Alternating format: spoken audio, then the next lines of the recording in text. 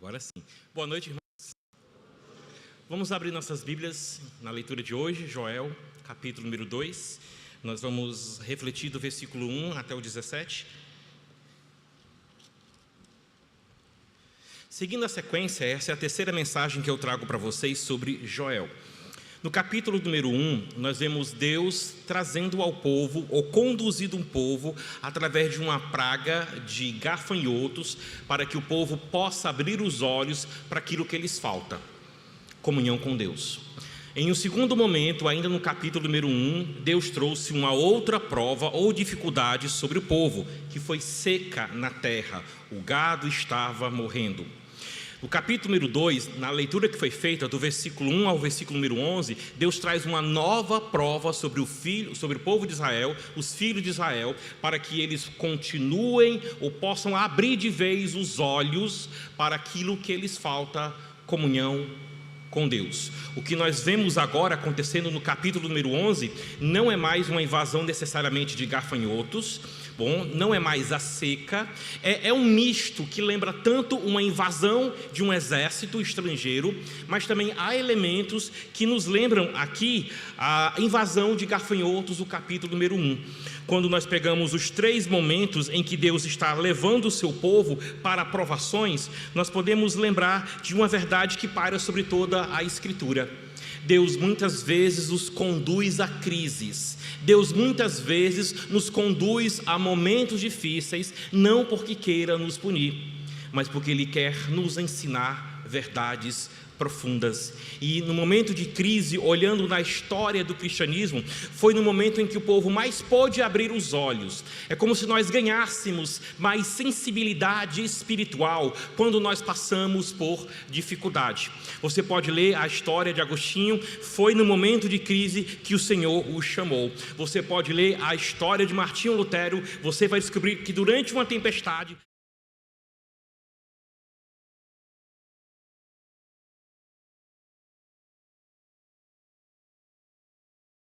sensibilidade espiritual, as mesmas verdades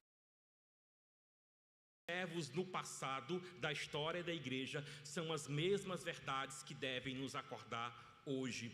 Por isso eu quero falar para vocês sobre esse tema: o Deus que nos conduz ao arrependimento. Talvez num primeiro momento da leitura você ouviu tantas figuras que foi um pouco difícil até de acompanhar aquelas palavras e desenhar na sua mente o que o texto está nos falando. Mas eu quero conduzir vocês então em 3 pontos, que é basicamente como o versículo de número 1 ao 17 ele se divide. No primeiro ponto, que vai do versículo 1 ao versículo 11, depois nós temos o segundo ponto, que vai do versículo 12 ao 14, e finalmente o terceiro ponto, que vai do versículo 15 ao versículo 17. Em cada um desses pontos, sabe o que é que nós vemos? Nós vemos Deus conduzindo o povo de Israel através de momentos difíceis. O Senhor vai os conduzindo ao arrependimento. Então vamos retornar para o texto de Josué, capítulo número 2. Vamos pegar os 2 primeiros versículos para nós nos contextualizarmos mais para aquilo que o texto sagrado está nos apontando. O texto diz assim: tocai a trombeta em Sião e dei um alarme no meu santo monte. Que todos os moradores da terra tremam, porque o dia do Senhor está chegando, já está próximo. É dia de trevas e escuridão, dia de nuvens e de densas trevas. Como a luz do amanhecer sobre os montes, assim se difunde um grande e poderoso povo, como nunca houve igual desde os tempos antigos, nem haverá outro depois deles, pelos anos seguintes, de geração em geração. A maneira como ele descreve aqui vai lembrar um pouco para nós, como eu já mencionei. Parece que às vezes ele fala de um exército ou um enxame de gafanhotos, e às vezes parece que ele está falando de um exército real. As duas imagens, elas se cruzam aqui dentro do texto para mostrar, entre outras coisas, seja um enxame de gafanhotos, seja um grande exército invadindo Israel, o que nós sabemos é: o Senhor está sobre o controle de todas as coisas. O exato momento em que Joel profetiza, se vocês relembrarem um pouco, talvez eu já até pedi demais, faz alguns meses que falamos sobre o capítulo capítulo número 1 do profeta Joel, nós não sabemos ao certo que período foi, mas não faltam momentos históricos dentro das páginas da vida de Israel para nos mostrar exemplos de momento em que o povo estava incrédulo, o povo estava indiferente, o povo caiu no ritualismo. Então, para o Senhor os sacudir, os acordar, o Deus que permite que passemos por momentos difíceis é o Deus que está nos conduzindo ao arrependimento. E dentro do primeiro ponto, dos versículos de número 1 até o versículo de número 11, nós podemos ver que Deus nos conduz ao arrependimento através da crise ou através das crises. O nome técnico que nós damos na teologia e na filosofia para tentar entender por que é que a gente sofre, por que é que existe maldade no mundo ou o problema do mal, o nome técnico para isso é teodiceia, tá bom? Teodiceia. É um nome técnico que se dá para tentar pensar: se Deus é tão bom, se Deus é tão maravilhoso, por que é que o mal existe? Por que é que o pecado existe? Várias respostas podem ser dadas à luz das Escrituras, mas uma das respostas que deve nos acalmar o coração é: o nosso Deus continua todo-poderoso. Adão e Eva não o frustrou, não fez algo que ele não sabia, não fez algo mostrando que Deus foi pego de surpresa. O nosso Deus, ele é todo-poderoso, mas além do nosso Deus ser todo-poderoso, descanse na cadeira confortável da bondade de Deus. Deus é todo-poderoso e Deus, ele é bondoso. Agarre-se a essas duas verdades, e eu não vou dizer que vai ser mais fácil a gente olhar para o sofrimento e entender por que o sofrimento acontece. Eu não estou dizendo que vai ser mais fácil e agora você vai ter todas as respostas possíveis para dizer: eu sei porque o mal existe. Eu não tenho. Mas sabe o que é que eu tenho quando eu olho nas Escrituras? Que apesar do momento de crises em que nós passamos, o que Deus está muitas vezes fazendo conosco, em lugar de nos punir, é nos conduzir, ainda que seja pelo vale da sombra da morte. O que o Senhor está nos fazendo, Ele está nos conduzindo através de crises para nós entendermos a sua vontade em nossas vidas. É isso então que nós podemos ver do versículo de número 1 até o versículo de número 11. O Deus que nos conduz ao arrependimento, Ele o faz através das crises. Vejam só o que nós encontramos aqui. Israel, ou melhor, Jerusalém, fica no monte alto, certo? Lembra como em volta de Jerusalém estão os montes, assim o Senhor ao redor do seu povo. Nós cantamos uma canção com essa letra. Então eles ficam no monte. Uma cidade edificada sobre o monte já dava para aquele povo uma sensação de segurança. Eles tinham muralhas, pronto, mais segurança ainda. E um diferencial que Israel tinha era o templo do Senhor. Edificado no monte, cercado de muralhas, e tem o templo do Senhor. Sabe o que é que começou a surgir no coração de um judeu? Não importa como a gente vive, nunca Jerusalém vai ser destruída. Um alto monte, muralhas, e Deus vai destruir o templo dele?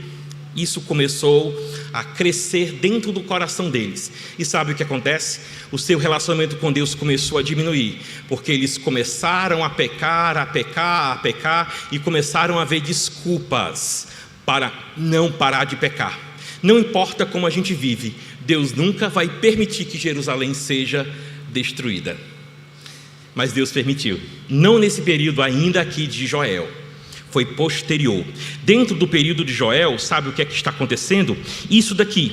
Deus diz que aqueles que estavam nas muralhas de Jerusalém, responsáveis pela vigia, eles deveriam pegar suas trombetas, às vezes feitas de chifre de carneiro, às vezes feitas de metal batido. Eles deveriam tocar em voz alta para dizer: está vindo um grande exército invadir-nos, para ver se o povo acorda para aquilo que Deus está realizando, permitindo crises, não necessariamente ou no primeiro momento para puni-los, mas para dar uma sacudida para ver se eles acordam.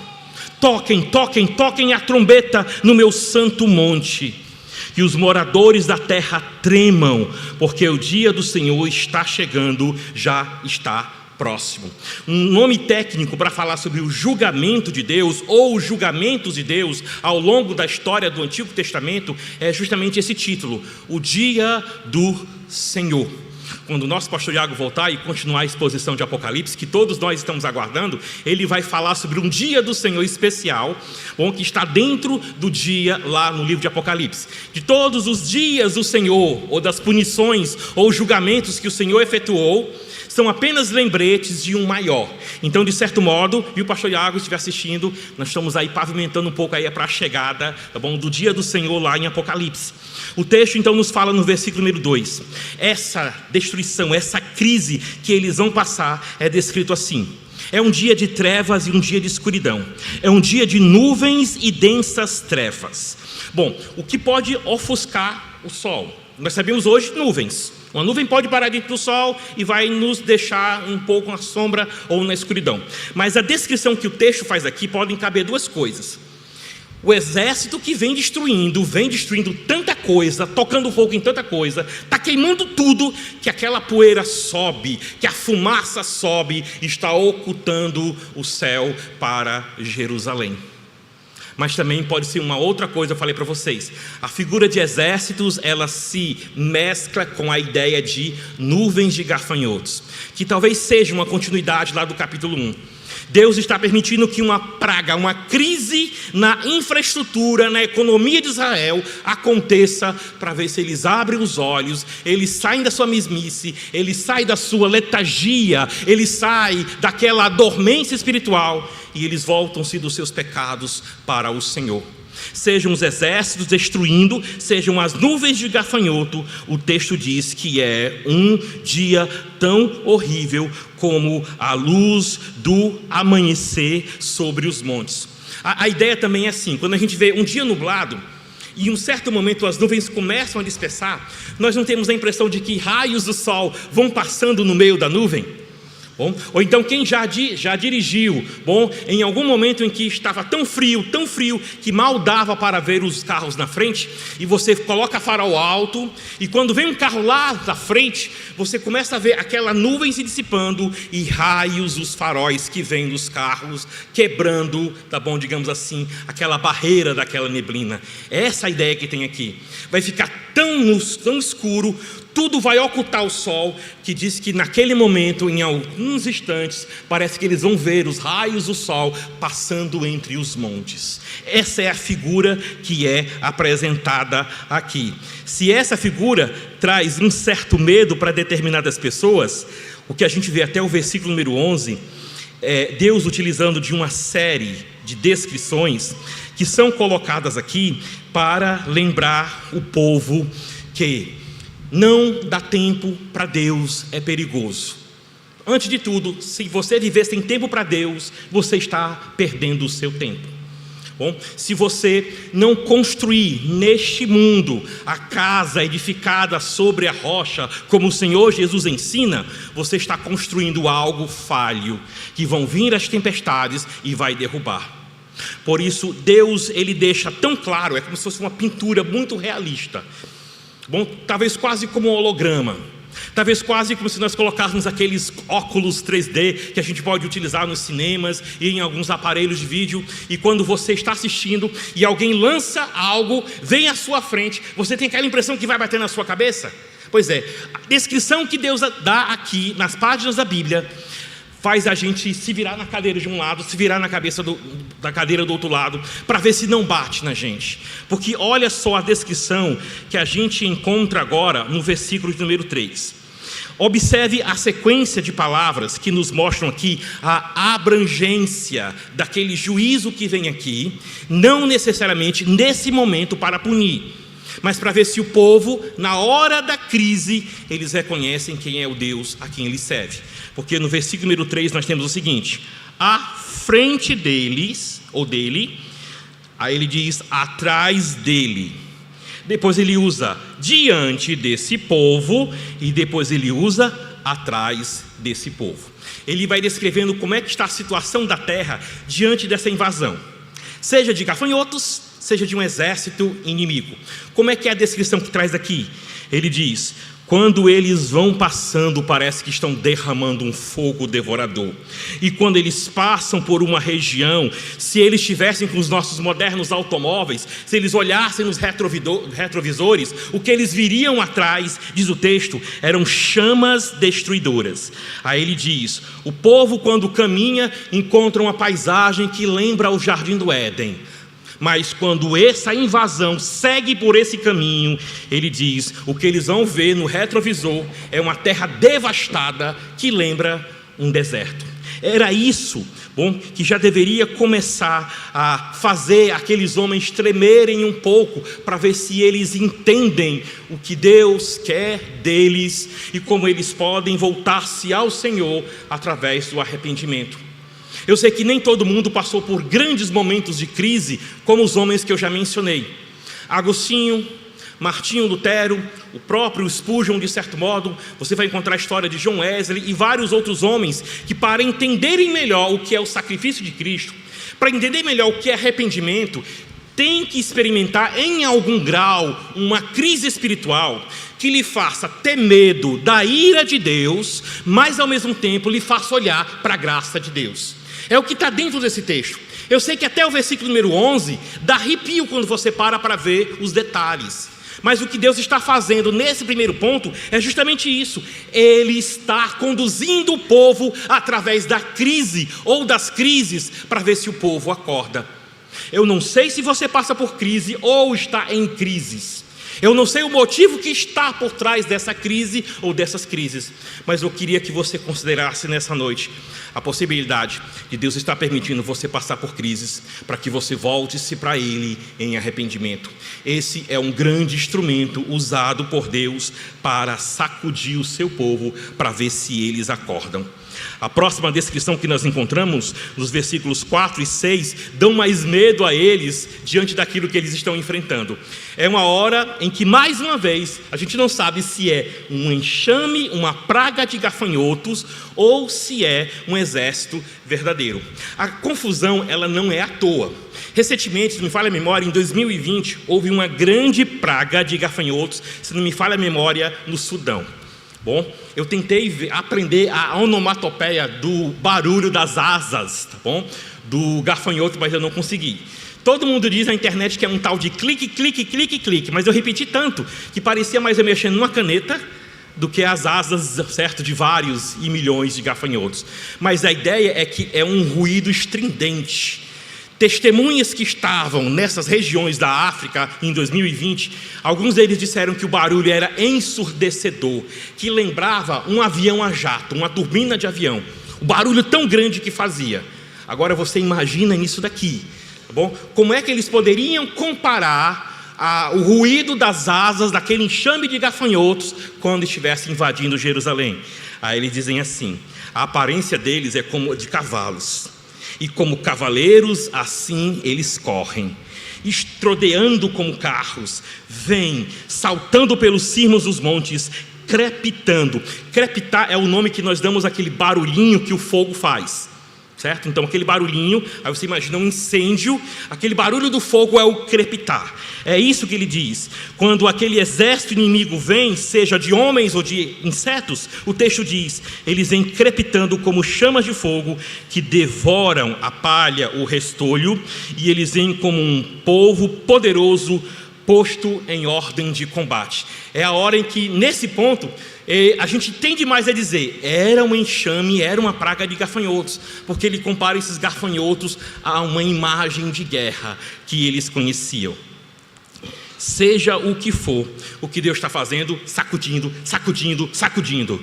Essa parte termina com o versículo 6 dizendo, diante deles tremam os povos, todos os rostos devem empalidecer diante de Deus. Curiosa é a palavra empalidecer aqui em hebraico. A palavra usada aqui, ela tanto pode ser o ruborizar, que é o ficar vermelho de vergonha, como também pode ser aquela questão daquela palidez que você tem quando vê algo assustador, quando você está diante de um certo crime, quando você está diante de uma batida de carro e é no seu carro, você empalidece. Pois é, então a palavra em hebraico aqui, ela gira no prisma de mostrar dos dois lados. eles podem se sentir envergonhados, porque eles devem começar a perceber que aquela crise é permitida por Deus para eles acordarem. E do outro lado, além de ruborizados, avermelhados de vergonha, eles deveriam empalidecer. Porque de Deus nós só podemos receber duas coisas: João 3,16 e João 3,36. Porque Deus amou o mundo de tal maneira que deu seu Filho unigênito, para que todo aquele que nele crê não pereça, mas tenha vida eterna. Versículo 36. Quem tem o Filho tem a vida. Quem não tem o Filho, sobre ele paira a ira de Deus. Ou o amor de Deus está sobre você, ou a ira de Deus está sobre você. O ruborizar, o temer, deve nos fazer pensar naquilo que Deus está realizando. Versículo 7 é onde a gente começa a ficar mais arrepiado com aquilo que eles estão sentindo e verificando. Do versículo 7 até o versículo número 9, vejam aqui.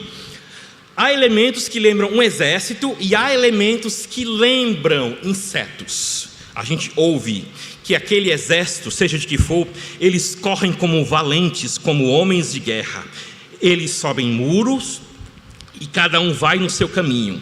Não se desvia da sua fileira. A linguagem é a linguagem de exército. Você lembra dos desfiles de 7 de setembro? Bom, a gente tem aqui na Beira-Mar. Bem aí, lá nas planadas dos ministérios também é comum fazer. Então, lembra toda aquela ordem que o exército faz? Pois é, eu amava marchar nas escolas, né? Quando eu fui aluno e professor. Não sei vocês, aquela perfeição, aquela ordem que nós tínhamos lá. A descrição que faz aqui parece um ataque coordenado.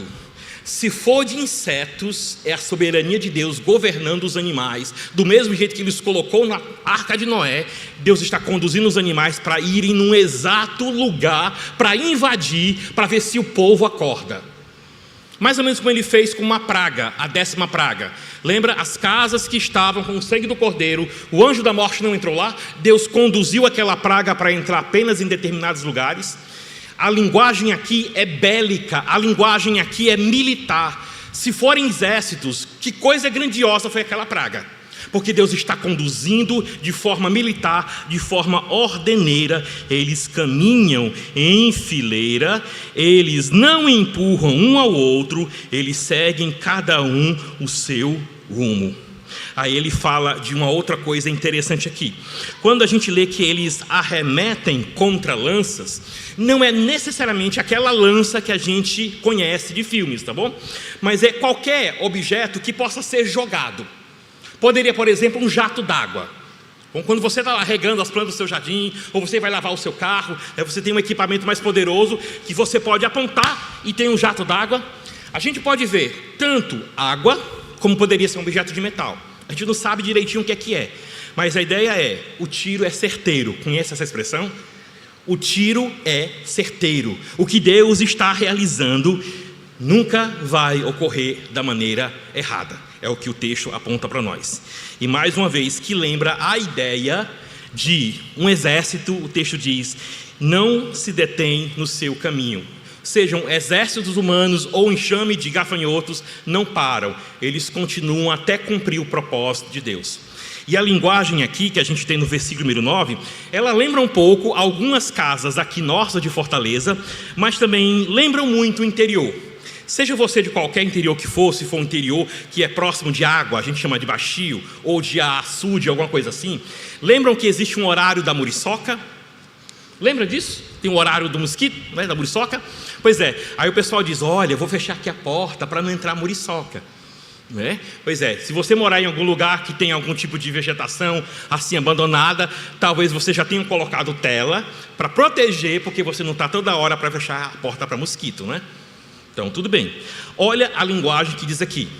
Se alguém em Israel ainda diz, estamos sobre o monte, estamos numa cidade cercada por muros, estamos numa cidade onde tem o templo do Senhor, Deus nunca vai permitir que passemos por crises dessa forma.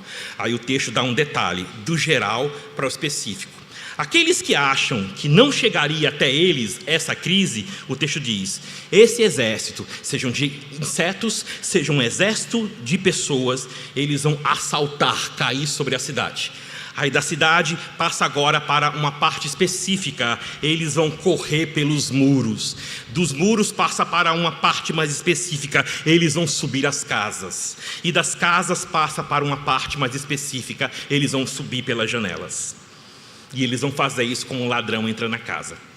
Se forem pragas de insetos, você imagina aquelas pessoas tentando fechar as portas, as janelas de todo jeito, e sempre por uma fresta, por um buraco, aqueles insetos entrando. Se esse exército for de insetos. Senão, Deus está dizendo: não importa o que vocês achem que seja seguro, a cidade eu vou destruir, os muros eu vou derrubar, as casas de vocês serão queimadas, até as janelas serão arrancadas. Seja o que for, quando eu estiver agindo para os meus propósitos, para a minha glória, agindo Deus, quem me impedirá? Irmãos, parece muito forte para dizer que Deus quer apenas arrependimento. Mas tira a palavra apenas, Deus quer arrependimento. Arrependimento verdadeiro. E se você tem ouvido mensagem, se você tem sido aconselhado, discipulado, e você não tem experimentado o verdadeiro arrependimento, passa 2, 3 semanas, aí você volta a fazer a mesma coisa. Cuidado, Deus pode estar mandando em breve uma praga de gafanhotos para a tua casa. E não tem porta que feche, não tem muro que baste. O texto deixa bem claro o que Deus está fazendo aqui. Na última descrição, para mostrar que Deus está trabalhando na vida deles, os conduzindo através de crise, fica mais claro, é que Deus é que está agindo aqui. O texto volta a nos dizer: diante deles, quando eles veem todas aquelas destruições acontecendo, quando as pessoas olham para aquele exército, seja de que natureza for, o texto diz: diante deles treme a terra, os céus se abalam, o sol e a lua se escurecem, as estrelas retiram o seu esplendor. Lembra? Se for uma guerra aqui, uma invasão bélica, estão queimando coisa que está deixando o céu todo escurecido. Se for um exército ou uma praga de gafanhotos, o negócio não é mais feio, porque além aquela zoada, aquele ruído das asas de milhões e milhões de gafanhotos, o que já daria medo para eles, e eles vendo tudo sendo consumido, e o céu escurecendo, o dia virando noite, dava um medo grande. Aí, para dizer que é Deus que está realizando isso, a gente tem no versículo 11: o Senhor levanta a voz diante do seu exército, seja praga de gafanhotos, seja um exército, a Babilônia, a Assíria ou qualquer outro inimigo que Israel, Jerusalém possuía. Diz: quem levanta a voz aqui é Deus, quem está mandando é Deus. Ou seja, Deus está usando de crises ou crise para ver se o povo acorda. É isso que ele está fazendo. E olha só a descrição: esse exército é do Senhor. Ele é muitíssimo grande no seu ajuntamento ou arraial. Ele é poderoso quem executa as suas ordens. Sim, grande é o dia do Senhor e muito terrível. Bom, o dia que vem no Apocalipse, que é o dia do Senhor, vai fazer toda a terra tremer. E esse dia específico aqui estava fazendo cada morador de Jerusalém se balançar, ficar branco de medo, ficar vermelho de vergonha por estar pecando contra Deus. E ele termina com uma frase bem forte: quem é que pode suportar a ira de Deus? Quem é que pode suportar a ira de Deus? Diante disso, a gente vai para os versículos 12 a 14. Ficou com medo? Eu fico toda vez que eu leio esse texto. Mas o versículo número 12 a 14 nos mostra que Deus nos conduz ao arrependimento através do seu caráter. Ele manda crise para ver se a nossa sensibilidade espiritual aflora. E quando ele manda crise, olha só o que acontece aqui. Nós começamos a ver aquilo que nós muitas vezes ignoramos. Ignoramos o nosso tempo de oração, ignoramos o nosso tempo de Bíblia, ignoramos o conselho dos nossos discipuladores. Eu nunca vi uma coisa nos levar mais rápido para orar do que problema. Nunca vi. Deveríamos procurar a oração mais porque amamos ao nosso Deus, para nós orarmos a Ele e buscarmos a Ele. Mas se você não está procurando a Deus pelo amor para orar e agradecer, não te preocupa não, Ele vai te ensinar a procurá-lo através das crises. O texto está nos mostrando agora Deus chamando para esse ponto. Veja o caráter de Deus descrito aqui nos maravilhosos versículos de número 12 a 14. O texto ele usa uma quebra aqui, duas palavras em hebraico que chamam a atenção, que elas são traduzidas apenas pelas palavras assim agora. Elas quebram aquele ambiente, eles saíram tremendo de lá, e agora Deus mostra para eles que já devem estar com a sensibilidade aflorada. Deus os sacudiu tanto para ver se eles acordavam, que eles saíram atordoados. E agora Deus vai os conduzir através do seu caráter ou da sua natureza. Aí olha só o que o Senhor diz. Ele diz: convertam-se a mim de todo o vosso coração. Façam isso com jejum, com choro e com pranto. São três coisas bem reunidas em velório. É interessante isso. Convertam-se a mim. Chorem como vocês chorassem pelos defuntos, por aqueles que vocês amam que morreram. Aí o texto diz: saiam de uma religiosidade mecânica. Se uma coisa que Deus detesta é religião mecânica, Ele não gosta. É melhor nem cultuá-lo do que cultuá-lo mecanicamente. O texto diz para nós: rasgai o vosso coração e não as vossas vestes. Convertei-vos ao Senhor vosso Deus. Uma pausa. Foi Deus que mandou o povo sacrificar. Foi Deus que deu para o povo a festa dos sábados, da lua nova e as 3 festas fixas. Foi Deus que mandou matar animais para lembrar que Ele estava dando perdão através de substituto. Mas no momento em que o povo começa a fazer isso, simplesmente, eu pequei, deixa eu ir lá, eu vou apresentar um cordeiro, sem nenhum arrependimento. É como as palavras: eu estou arrependido, vazias, de verdadeira comoção, de verdadeira mudança de mente, de verdadeira mudança de propósito. Quando o povo faz isso, aqui no que a gente tem, rasgai o vosso coração e não as vossas vestes, essa frase ela resume o que Isaías diz. O capítulo 1 de Isaías, Deus chega para o povo e diz: quem foi que mandou vocês trazerem para mim cordeiros? Eu estou farto de sangue e de sacrifício. Olha, os vossos ajuntamentos, as festas que você vem cultuar na minha presença, eu não aguento mais. Deus não está se contradizendo. Ele pediu isso, mas com o coração rasgado na presença dele. O que Deus está dizendo para o povo de Isaías, e está falando para o povo de Joel, e fala para o nosso povo não adianta simplesmente parecer que é crente. Tem que ser crente de verdade. Deus detesta religião mecânica. Deus detesta quando nós brincamos com seus símbolos que Ele nos deu. O que Deus está pedindo aqui é uma transformação que não vai apenas fazer você parar de brigar com seu marido, que não vai fazer apenas você parar de brigar com sua esposa, que não vai fazer apenas você deixar de não mais cometer um erro ou outro. É você abominar totalmente isso. De maneira como o texto diz, a maneira que o povo de Israel prestava adoração a Deus e arrependimento era muitas vezes arrancando a roupa, arrancando os cabelos que tinha e jogando poeira, cinza na cabeça, e eles gritando. E às vezes eles ainda batiam no peito para dizer que estavam mostrando arrependimento. Muitas pessoas começaram a fazer isso mecanicamente. Rasgava a roupa, arrancava os cabelos, jogava terra, cinza na cabeça. Aí Deus olhava para eles: quanta falsidade, quanta religião mecânica. Vou mandar crise para ver se o povo acorda.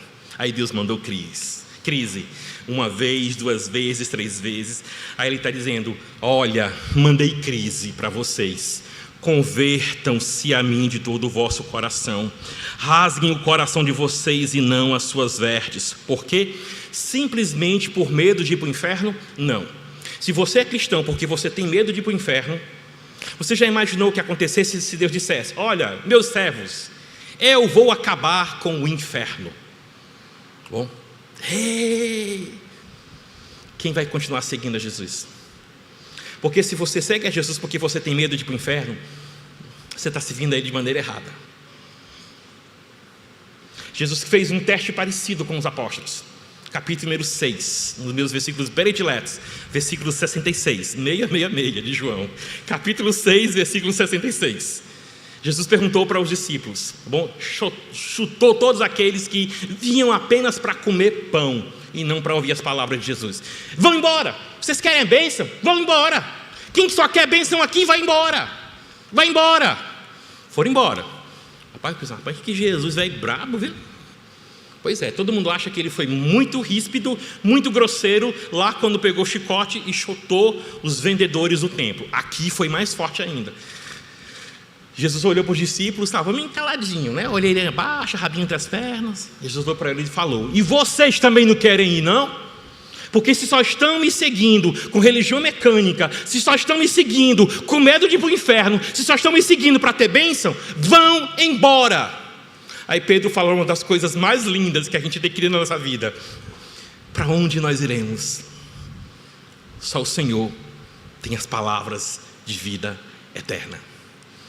A crise que Deus mandou, nos versículos 1 ao 11, era para ver se eles abriam os olhos para isso daqui. Isso tudo está encarnado em Cristo. Rasguem o vosso coração e não as vossas vestes. Convertam-se ao Senhor vosso Deus, porque Ele é misericordioso, porque Ele é compassivo, porque Ele é tardio em irar-se, porque Ele é grande em benignidade, porque Ele se arrepende do mal. Entenda-se aqui a questão do mal é: quando nós nos arrependemos, Deus cessa a crise, Deus cessa o seu castigo, tá bom? E porque nós é que mudamos e não Deus, nesse sentido, a provação passa, a crise passa, e nós teremos, tá bom, da parte do Senhor, dias de fartura, dias de prosperidade, dia de comunhão com Ele, tá bom? Não é algo instantâneo, mas poderíamos dizer que quando passam os dias difíceis, quando as lágrimas vêm à noite, a alegria vem pela manhã. Se você está dependendo de Deus, é isso que está aqui. Ainda mais sobre o caráter de Deus. Quem sabe, aqui é o profeta falando, tá bom? Quem sabe se ele se voltará, se arrependerá. Não é Deus se arrependendo de erro, porque Deus não se arrepende. Quando a gente tem a palavra arrepender-se associada a Deus, duas coisas podem estar acontecendo. Pode estar descrevendo a tristeza que algo causou em Deus, tá bom? Mas também pode descrever em termos humanos que... Uma ilustração rápida, eu sempre amei essa ilustração. Quando você pedala, eu sei que aqui tem um pessoal de bike, quando você pedala contra o vento, você vai lutar, porque você vai ter atrito contra o vento. Bom, se você der meia volta e agora ficar a favor do vento, o vento continua indo para a mesma direção. Você foi que mudou a direção. O que é que acontece agora? O vento está a seu favor. Deus é como esse vento da ilustração, Ele não muda a sua direção. Somos nós que damos meia volta com a nossa bicicleta, e em lugar de ir contra Ele em nossos pecados, nós damos meia volta e vamos seguir o curso que Ele está traçando para as nossas vidas. Lembra da palavra arrepender-se dessa forma? Ela acontece em outros contextos também. Então o que o texto está dizendo é: o Deus que nos conduz em crises é o mesmo Deus que nos conduz através do seu caráter. É por isso que a gente não pode brincar com arrependimento, porque quem brinca com arrependimento cospe na cruz de Cristo.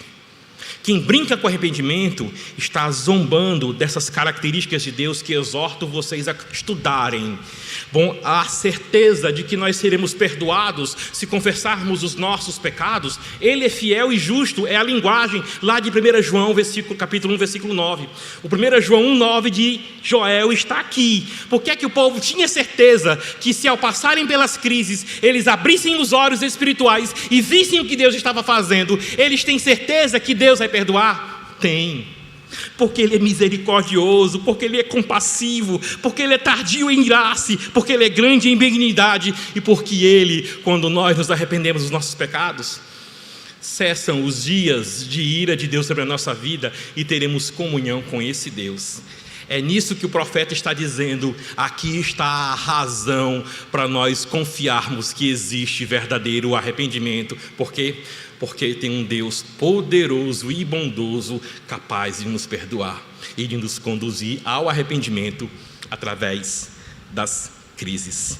É nessa certeza que ele encerra, porque no momento em que a religião mecânica parar, no momento em que ela cessar, nós temos nas últimas palavras do versículo 14 a certeza de que uma adoração verdadeira voltará aos lábios de um israelita que se convertesse. O texto diz: quem sabe não se voltará e se arrependerá e deixará após si uma bênção, uma oferta de manjares e libação para o Senhor, o vosso Deus. Depois de arrepender-se verdadeiramente, reconhecendo quem Deus é, reconhecendo a feiura que o pecado é, nós estamos aqui no ponto exato em que Deus quer, verdadeiramente reconhecendo o culto a Deus, o santo ajuntamento do Senhor, que é a nossa reunião com todos aqui. Deus estará aceitando nossa leitura devocional, Deus estará aceitando nossa oração particular, Deus estará aceitando o nosso culto doméstico. Porque se não for assim, você pode colocar a foto mais linda no Instagram. Bom, você pode ter momentos em que vocês vão viajar e vocês vão esquecer dos problemas. Mas no momento em que os celulares fecham, vocês dois vão viver dentro de casa em briga, em crise. No momento em que chegarmos da viagem e mal tirarmos as roupas que usamos das malas, a gente vai voltar para a mesma situação. O que Deus pede de nós é verdadeiro arrependimento. E está aqui, está passando por crise, volta para o Senhor e diz: Senhor, o que é que está acontecendo? Por que é que esses problemas estão acontecendo? Abre os nossos olhos espirituais, nos dá discernimento espiritual para entender o que está acontecendo. Volte-se para o Senhor, estude sobre o Deus misericordioso, sobre o Deus bondoso, sobre o Deus tardio em irar-se, conheça o caráter de Deus. É por causa desse caráter que nós pregamos arrependimento, é por causa desse caráter que nós cremos que há transformação, chamado convenção dos pecados. Então Deus conduz o seu povo através do seu caráter. Uma última lição que nós podemos ver tiradas aqui dos últimos versículos, indo agora para os versículos 15 e 17, é que Deus nos conduz por meio do clamor. Aqui não é o clamor mecânico, ah Senhor, não. Bom, sem nada de mudança por dentro. Aqui é um clamor verdadeiro, porque os últimos versículos que nós temos diz assim para nós: toquem a trombeta em Sião. O primeiro toque lá no capítulo 2, versículo 1, era para lembrar da crise.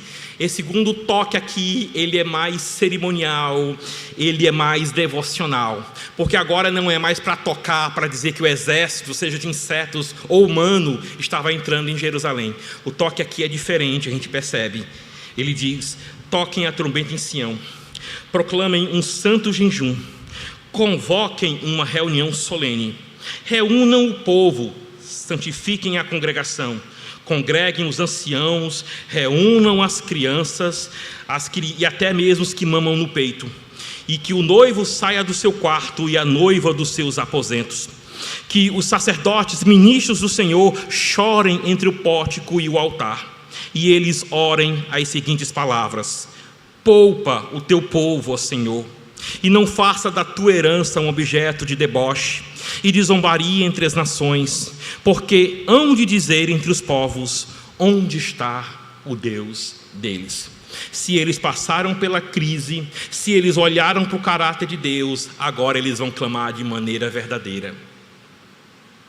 Você não se arrependeu verdadeiramente se você ainda não olhou para o caráter de Deus, e através do olhar do caráter de Deus, você agora percebe a feiura que é o pecado. Tem que haver, sejam para os extrovertidos, seja para os introvertidos, tem que haver um certo nível de crise.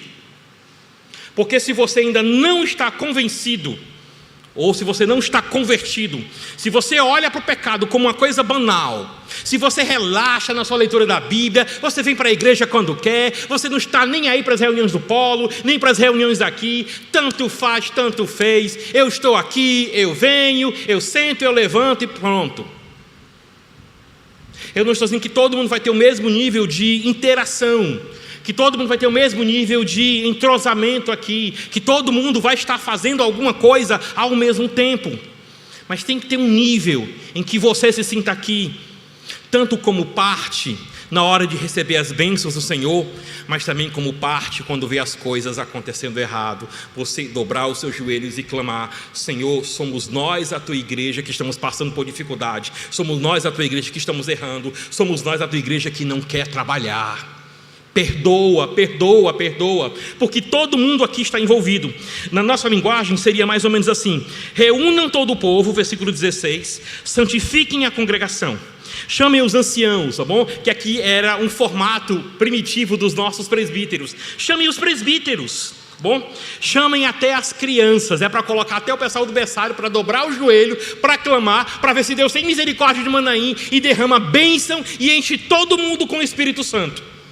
É todo mundo, do presbitério até o berçário. Todo mundo tem que se envolver, é o que o texto está dizendo para nós. E ele diz, até mesmo aqueles que estão casados, tá bom? Cancelem a viagem de lua de mel, porque é a linguagem que tem aqui: que o noivo saia do seu quarto, que a noiva dos seus aposentos. Cancelem, não tem momento de se alegrar agora, nessa época, se todo mundo não deixar de fazer as coisas que aborrecem a Deus e passar todo o povo a clamar junto.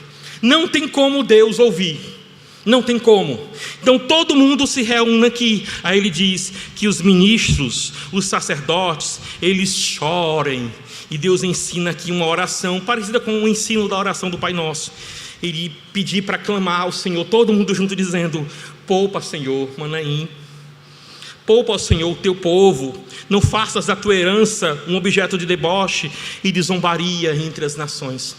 Aqui é algo que acontece. Se você ler o texto em que Senaqueribe, ele invadiu Jerusalém, ou melhor, Judéia, na época ainda Judá, eles param diante dos portões de Jerusalém, e o enviado de Senaqueribe, rei da Síria, chamado Rabsaqué, ele vai falar em judaico, ou hebraico antigo, com o pessoal que está lá em Jerusalém. Aí o pessoal que diz assim: não fala em judaico não, fala aí em aramaico que a gente entende. Bom, porque senão o povo todo vai ouvir. Rabsaqué diz: eu vou falar em judaico ou hebraico para todo mundo entender. Ó povo de Jerusalém, cadê os deuses das cidades que meu Senhor invadiu? Cadê eles? Protegeram? Não, nenhum deles. Quem é o Deus de vocês para dizer que o meu Senhor não vai invadir? Ele estava debochando de Deus, ele estava zombando de Deus.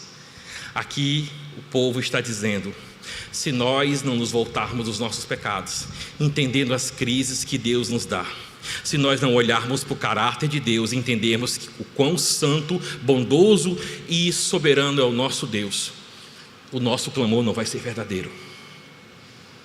Tem que passar por algum nível de transformação, tem que passar por algum tipo de crise, porque agora eles entenderam, finalmente eles entenderam. Poupa, Senhor, teu povo. Nós somos a tua herança, Senhor. Não permite que o povo do mundo zombe da tua herança. Não permita que o povo do mundo zombe do teu nome. Quando eles olharem para nós e perguntarem: cadê o Deus de vocês? E vocês são crentes? Na linguagem moderna, vocês cultuam um Deus verdadeiro que criou os céus e a terra, e vocês estão desse jeito? Que o nome de Deus não seja desonrado, porque nos falta o verdadeiro arrependimento. Vamos para as aplicações desse texto tão maravilhoso. Em primeiro lugar, considere o tempo de crise que Deus está permitindo você passar como um chamado de Deus. Nas horas das aplicações eu só lembro do nosso pastor Davi. Muito obrigado, pastor Davi. O senhor é um grande exemplo para mim, de considerar as deliciosas aplicações. Não são 10, são só 5. Bom? Então considere o tempo de crise como um chamado de Deus.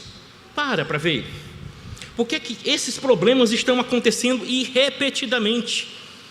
Será que Deus não está dizendo: está na hora de aprumar as coisas, está na hora de se endireitar, está na hora de ser um homem bíblico, está na hora de ser uma mulher bíblica, está na hora de ser um jovem cristão, está na hora de lembrar o que é ser igreja e participar de tudo, das bênçãos e dos dilemas que nós somos como o corpo de Cristo?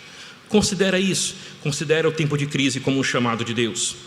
Segundo lugar, não tampe os seus ouvidos para Deus. Não tampe. Tem uma brincadeira, aqui mais em Fortaleza, talvez os mais jovens não vão entender. Bom, O pessoal de 30 anos para cima vai entender. Tinha uma brincadeira que a gente fazia, a gente brincava muito na rua, era muito bom, era menos perigoso. Então, quando alguém ficava com raiva do outro, ele tampava os ouvidos e tinha uma cantiga popular que dizia: nem escuto a zoada da mutuca. Você já ouviu isso? Pergunta ao teu pai, pergunta à tua mãe: nem escuto a zoada da mutuca. Tem gente fazendo isso para Deus. É loucura. Deus dizendo mensagem após mensagem, pastor após pastor, polo após polo, ministro após ministro, pregando aqui. Tem gente com os ouvidos tampados dizendo: Senhor, nem escuto a zoada da mutuca. Não tampe os ouvidos para Deus. Reflita sobre os atributos de Deus. Nós falamos sobre a sua misericórdia, nós falamos sobre ele ser tardio em irar-se, nós falamos que ele é compassivo. Conheça melhor quem é o seu Deus. Seja grato por Cristo Jesus. É Jesus que nos conduz através da sua morte, da sua ressurreição, do enviado Espírito Santo, da promessa do Pai. É Ele que nos conduz ao verdadeiro arrependimento. E por fim, reconheça o senhorio de Cristo.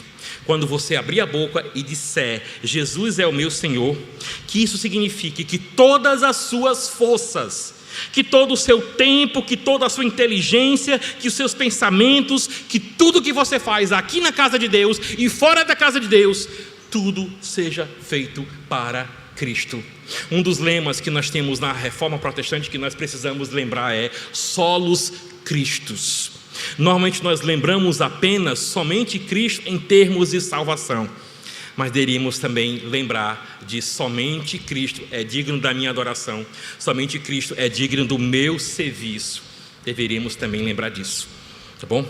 Vamos baixar a cabeça e agradeçamos ao Senhor, ao Deus que nos conduz ao arrependimento. Santo Deus e Pai, muito obrigado, Senhor, por tua bondade. Muito obrigado pela tua misericórdia demonstrada na cruz e também no chamado eficaz. Obrigado por aquele irmão, aquela irmã, ou aquele programa de TV, ou aquele hino evangélico, ou aquele folheto evangélico que o Senhor utilizou para que nós tivéssemos acesso ao evangelho da graça. Muito obrigado, Pai. E pedimos que em toda a nossa congregação, que o Senhor abençoe os homens, as mulheres, os solteiros, os casados. Que o Senhor abençoe também os nossos anciãos. Que o Senhor abençoe a toda a tua igreja. Usa, Senhor, Manaim para a tua glória.